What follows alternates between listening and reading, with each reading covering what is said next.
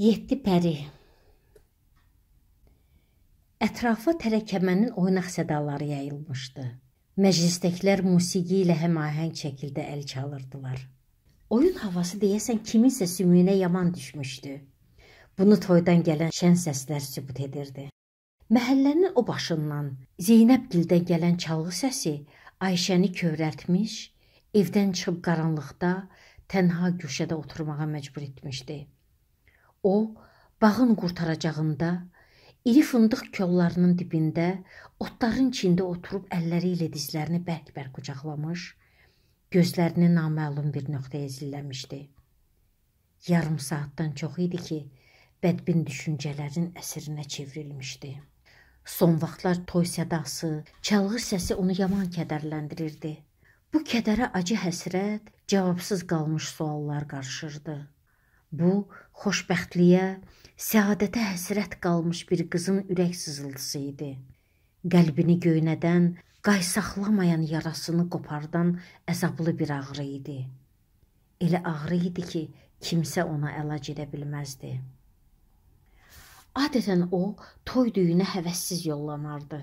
Qohum-qonşu, dost-tanış tənəsi olmasaydı, belə yerlərə yerli-dibli getməzdi. Amma neynəmək olar? Kənd yeridir, ayıbdır, getməsə paxıllıq edir deyərlər. Paxıllıq edirəm? Bu fikirdən tutuldu. Sonra isə utana-utana öz-özünə etiraf etdi. Əlbəttə paxıllıq edirəm. Ailə qurmaq mənim də haqqım deyilmi? Daha qəhərini o da bilmədi. Gözlərindən yaş sel kimi axmağa başladı. Lakin bununla da sakitləşmədi. Əksinə, ağladıqca ürəyindəki tufan biraz da gücləndi. Otların üstünə yıxılıb hönkürdü. Yan yörəsindəki otları yoluşdurur, əlləri ilə yeri döyəcləyirdi. Uşaq kimi içini çəkə-çəkə, yanıqlı-yanıqlı ağlayırdı. Uşaqdan onun bircə fərqi var idi. Təsəlli ummurdu. Ovunmaq arzusunda deyildi. Heç kəsin onu bu vəziyyətdə görməsini arzu etmirdi. Beləcə, xeyli ağlayandan sonra elə bil yüngülləşdi. Ayşə! Ay Ayşə! Anası eyvandan onu hayladı. Könülsüz halda, tələsmədən yerindən qalxıb asta addımlarla evə sarı getdi. Nədir? Deyə etinaz salda soruşdu. Bayaqdan hardasan? Anası xəbər aldı. Son vaxtlar qızının bu halları tez-tez təkrarlanırdı. Qızına nə təsəlli verə bilirdi, nə də halına acıdığını bildirirdi. Bu sualı da elə-belə verdi. Ayşənin bağda fındıq kollarının dibində oturduğunu görmüşdü. Ayşə anasının sualına cavab verməyib evə keçdi. Atası divanda, həmişəki yerində uzanıb televizora baxırdı. Ayşəni görəndə, qızım, mənə bir çay gətir, dedi. Ayşə armudu stəkana çay süzüb, onun qabağına qoydu.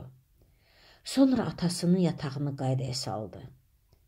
Bu vaxt içəri girən anası onun pəşgündə halını, ağlamaqdan qızarmış gözlərini görüb narahat oldu. Sənə nə olub, Ayşə? Mənə nə ola bilər ki, ana? Ayşənin cavabında həm istehza, həm inciklik, həm də narazılıq vardı. Bunu anası o saat hiss elədi. Daha heç nə deməyib günahkarcasına sustu.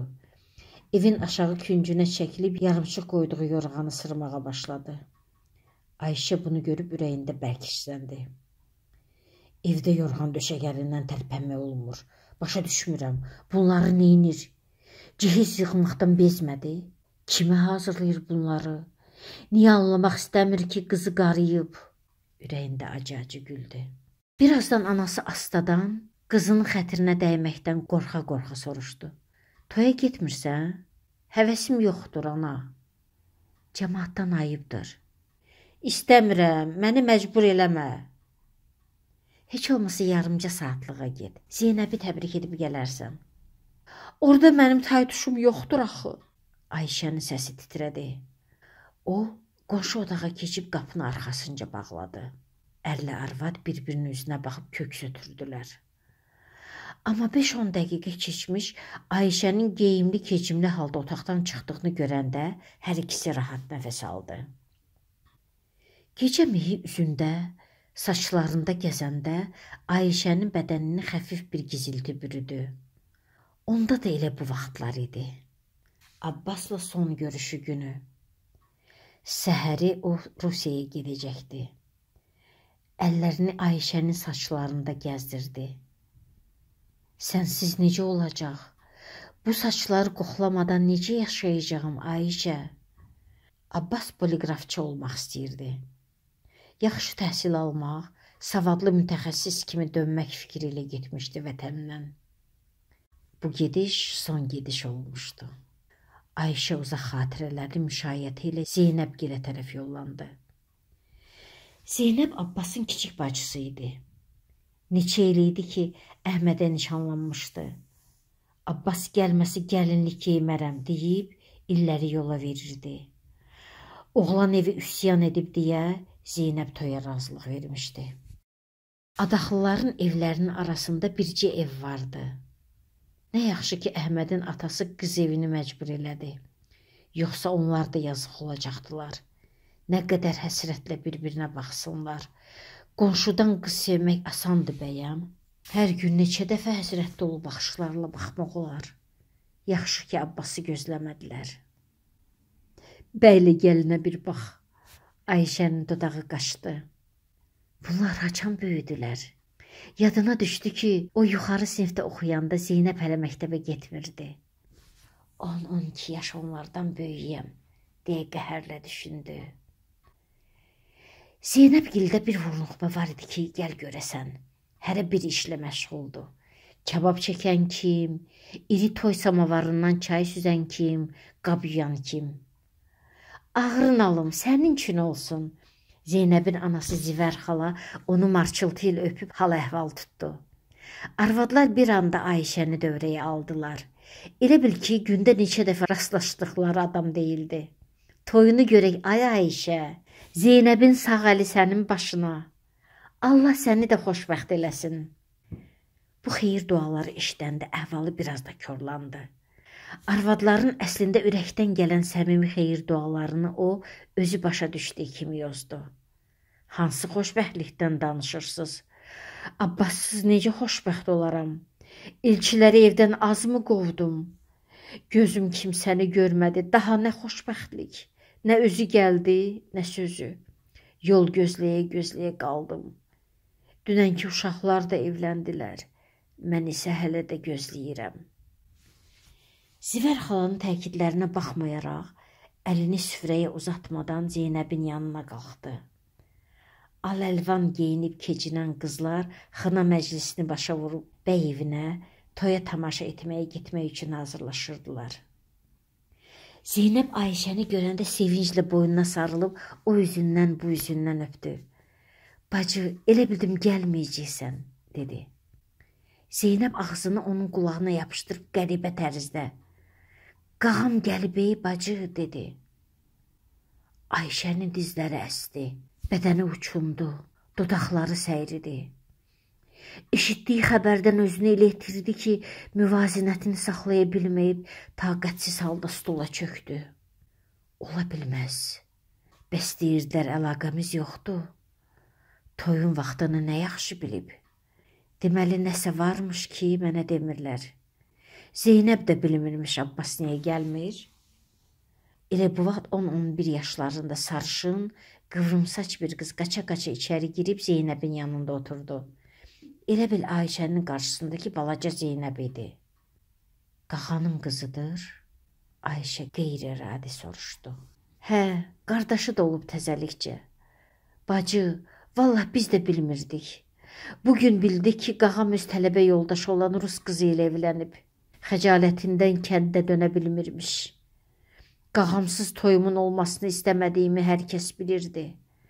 Əhməd toya gəlməsi üçün çox yalvarıb. Sənin qarşında bizi də günahkar elədi qağam. Gəlişinə sevinsək də, əhdinə əməl etməməsi hamımızı xəcalətli elədi. Zeynəb Abbasla Ayşənin baştalyonu idi. Abbas tez-tez kiçik bacısı ilə Ayşəyə məktub göndərər, ya da gizlin sözünü onunla çatdırardı. Bunlar haçan olmuşdu. Niyə sevgimizə xəyanət elədi? Evləndiyi qız çoxmu qəşəngdir? Bəlkə savadlıdır ona görə. Nə fərqi var? O da başqaları kimi elədi. Sualların əlində qalan Ayşə özünü toplayıb ayağa qalxdı. Uşağın üzündən öpüb Zeynəblə sağollaşdı. Heyva gülü çalınırdı. Yox, çalınmırdı. Heyva gülü Ayşəni yandırıb yaxırdı. Onun olan qalan səbrini də əlindən almaq üçün sızıldayırdı. Ayşənin kədərini artırmaq, əzablarının sayını çoxaltmaq üçün inləyirdi. Elə bil Ayşə ilə düşmənçiliyi vardı. Onu hamının gözünün qabağında uşaq kimi ağlatmaq. Sonra isə bundan zövq almaq istəyirdi. Toyxananın yanından ötüb evlərinə getmək istəyirdi ki, arxadan kimsə onu səslədi. O idi, Abbas. Ayşəni sanki ildırım vurdu. Heyecandan özünü itirdi. Xoş gördük Ayşə. Salam Abbas. Necəsən? Gördüyün kimi. Ayşə soyuq-soyuq cavab verdi. Bir xeyli heç biri dillənmədi. Handan hana Abbas dilləndi. Paşa dayı necədir? Babatdır. Yenə xəstə yatır? Hə. Məmməd Şahlı Əli Şah hardadır? Bakıda. Yəqin evli olalar. Hə. Abbas Ayşəni başdan ayağa süzdü. Yaman dəyişmişdi. Kənddə ən gözəl qız sayılan uca boylu, incə qamətli, ağ bənizli Ayşəyə nə olmuşdu?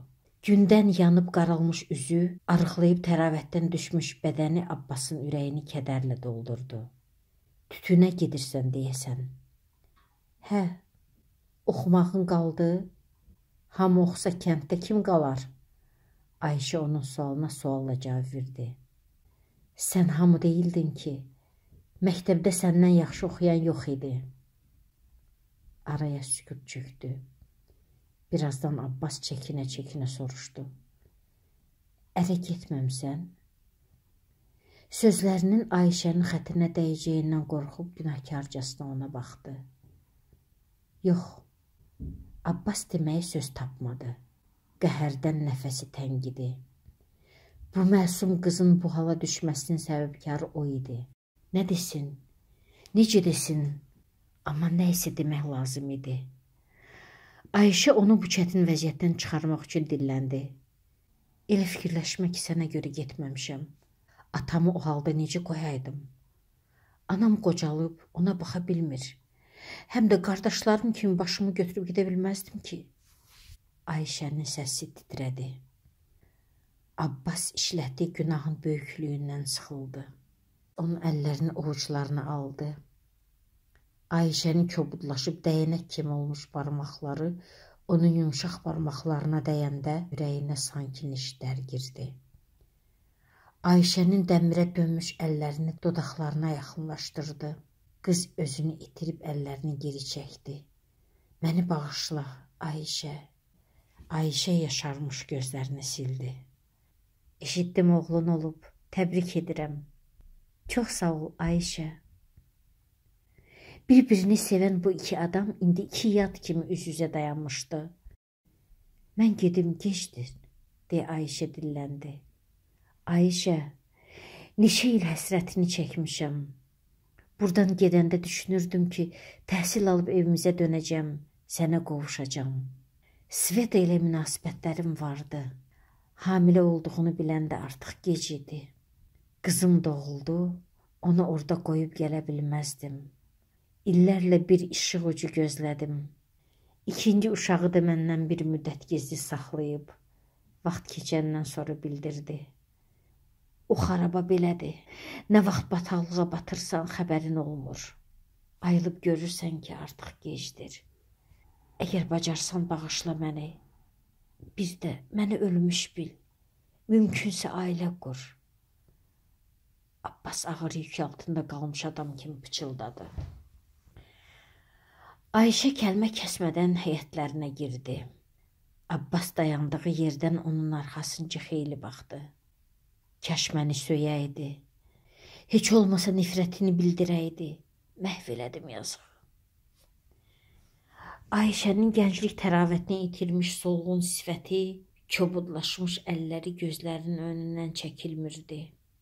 O vaxt çoxunun, o cümlədən onun rahatlığını əlindən almış gözəl Ayşədən, o güləyən qızdan əsər qalmamışdı. Neçə illər bu görüşü arzulamış, onunla üz-üzə söhbət edəcəyi anı həsrətlə gözləmişdi. Onu xəyallarında elə məktəb illərində olduğu kimi gözəl göyçək, deyən gülən təsəvvür etmişdi. Kənddə nəinki oğlanların, hətta qızların da çoxu getmişdi. Bircə Ayşə kimilər, evə ocağa bağlılar kəndi tərk edə bilməmişdi. Yurda bağlılığı düşünəndə gözləri önünə pəri gəlirdi həmişə. Yadına onunla bağlı köhnə bir xatirə düşdü. Onda 9-cu sinifi bitirib yay tətilinə yenicə buraxılmışdılar. Qonşu uşaqları ilə bir yerdə böyürtkən yığmağa getmişdilər. Abbasla Ayşə onlardan ayrılıb uzaqlaşmışdılar. Vedrələri böyürtkənlə doldurandan sonra dincəlmək üçün yaxınlıqdakı palıdın altında oturdular. Abbas Ayşənin al yanaqlarına, məsum çöhrəsinə baxanda qəlbindən keçən dəli bir istəklə onu özünə sarı çəkib, böyürtkən yeməkdən qaralmış pəmbə dodaqlarından öpdü. Ayşə başını qaldıranda, böyürtkənlikdən onlara baxan pərini görüb çığırdı. Ay aman! Pəri yerindən qımıldanmadan onlara baxırdı. Bu yaşlı qadın qəribə tərzdə, soyuq nəzərlərlə onları süzürdü. Gedək Abbas, deyə Ayşə ayağa qalxmaq istəyirdi ki, Pəri elə bil yuxudan ayıldı. Çevrilib oradan uzaqlaşdı. Bir dəfə də olsun dönüb geriyə baxmadı. O uzaqlaşandan sonra Ayşə, bu ifirdə hardan gəlib çıxdı, deyə söyləndi. Abbas da nifrətlə o gedən tərəfə baxdı. Yəqin bizi güdürmüş. Sabah bütün kənd biləcək. Ayşə dilləndi. Onlar uzun müddət bu xəbərin yayılacağı qorxusu ilə yaşasalar da, Pəri bu barədə heç nə danışmadı. Onların görüşü barədə kimsəyə bir söz deməsə də, bu tək tənha yaşayan qarmış qızı görəndə ikisi də nifrətlə üzünü yana çevirirdi. Nəyə görə? Onun qəribə, soyuq baxışlarına görəmi? Yoxsa adamlara yovuşmadığı üçünmü? Hər nə idisə, onların bu qadını görən gözü yox idi. İndi bunlar yadına düşəndə Abbas utandı. Pərinin evinin yanına necə gəlib çıxdığından xəbəri olmadı. Küçə qapısından asılmış paslı qıfılı görəndə ürəyi sıxıldı. Pəri rəhmətə gedib ay bala. Yanından ötüb keçən Rəhman dayı Abbası tanımadı. Abbas da tanışlıq vermədi. Eləcə, haçan, deyə soruşdu. 3 ildir. Yazıq dünyanın əzabından qurtuldu. Hansı əzabından? Təklikdən. Biçarənin kimsəsi yox idi. Abbas ürəyinə çökmüş ağırlığı yox etmək üçün toyxanaya yollandı. Ayşə barmaqlarının ucunda dəhlizdən öz otağına keçdi. Bədənnuma güzgünün qabağında oturub özünə tamaşa etməyə başladı. Sınıxmış sifəti, kölgələnmiş gözləri, dən düşmüş saçları onun əhvalını biraz da korladı. Əvvəlki gözəlliyindən bircə uzun kirpiklərlə dövrələnmiş iri qara gözləri qalmışdı. Amma bu gözlərdə də əvvəlki parıltı, həyat eşqi yox idi. Alnında əmələ gələcək 2 qırışın yeri özünü göstərirdi.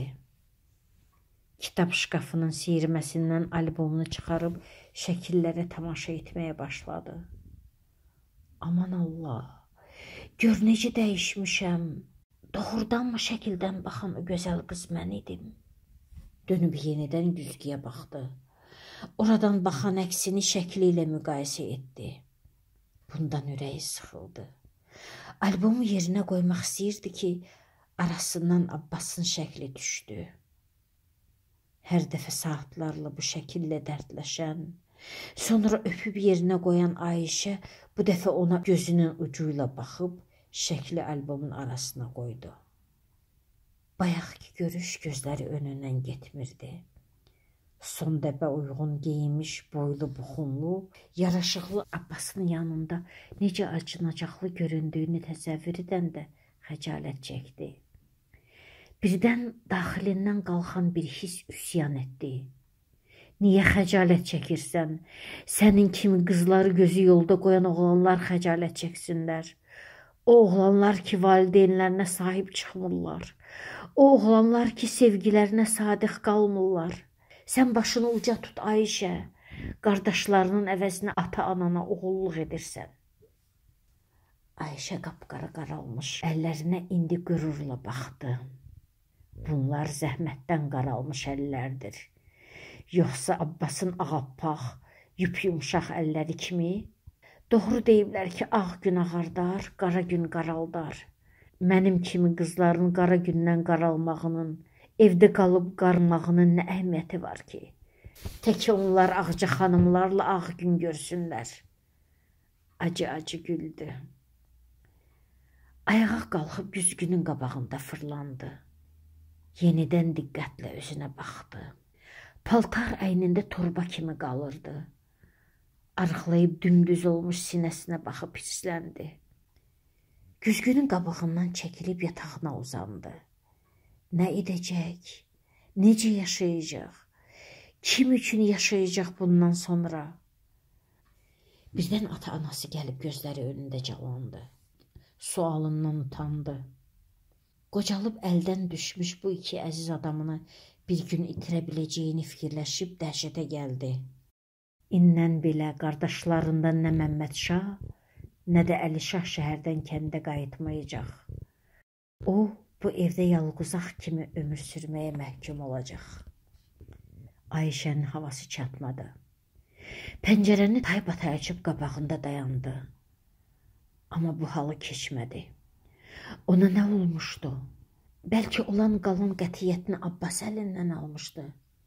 Bəlkə bu ilk məhəbbətin əzabı idi. Yox, məhəbbətdən, sevgidən ona acı niskildən başqa bir xatirə qalmamışdı. Ürəyini darıxdıran, onun bütün olan qalan səbrini əlindən alan başqa şey idi. Sevillə Dilbəri xatırladı. Sevil yaşıdı idi. Dilbər isə onlardan 2 yaş böyük idi. Onlar da Ayşə kimi ailə qura bilməmişdilər. Təkcə onlar deyildi. Kənddə yaşı 30'u ötmüş 7 subay qız vardı.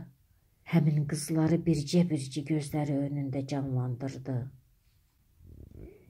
Kənddə 7 pəri var, deyə Ayşə fikirləşdi və bu fikirdən dəhşətə gəlib yenidən güzgünün önünə keçdi. Ona elə gəldi ki, güzgüdən baxan pəridir. Dünyada ən çox qorxduğu, xatirəsindən belə çəkindiyi, ehtiyat etdiyi pəri. Uşaqlıqdan pəri onun yaddaşında təklik, soyuqluq, yalqızlıq rəmzi kimi qalmışdı. Onun üzü gözündən, görkəmindən, hətta səsindən soyuqluq yağırdı. İndi pərinin halına daha çox acıdı. Özünə acığı tutdu. O yazığa niyə nifrət edirdin? Onu duymaq üçün onun halına düşmək mi lazım idi? Ayşə özünü qocalmış, əldən ayaqdan düşmüş vəziyyətdə təsəvvüründə canlandırdı. Bu halda özünü pəridən başqa heç kəsə oxşada bilmədi. Alnında dərin qırışlar, üzündə yad bir ifadə olan qoca Ayşə pərinin soyuq baxışları ilə güzgüdən ona baxırdı. O, Abbasın böyürtkənlikdə Ayşəni öpdüyü gün onlara baxdığı kimi baxırdı güzgüdən.